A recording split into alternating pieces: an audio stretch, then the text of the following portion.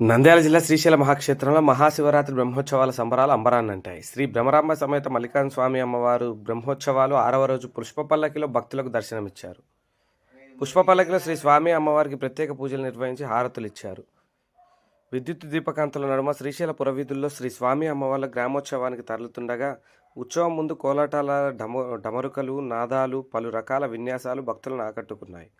ఆలయం ముందు పలు రకాల పుష్పాలతో దేదీప్యమానంగా పర్వంగా సుందరంగా తయారు చేసిన పల్లకిలో శ్రీ స్వామి అమ్మవారు గ్రామోత్సవంలో భక్తులకు కనువిందు చేశారు. గంగాధర మండపం వద్ద పుష్పపల్లిలో ఉన్న స్వామి అమ్మవార్లకు ప్రత్యేక హారతులిచ్చి అనంతరం అంకాలమ్మ గుడి, నంది మండపం, బయలువీరభద్ర స్వామి ఆలయంకు స్వామి అమ్మవార్ల గ్రామోత్సవం కన్నుల పండుగగా సాగింది. గ్రామోత్సవాన్ని తిలకించేందుకు వేలాది మంది భక్తులు తరలివచ్చారు. పుష్పపల్లకిపై ఉన్న శ్రీ స్వామి అమ్మవార్ల భక్తులు దర్శించుకొని కర్పూర నీరాజనాలు అర్పించారు.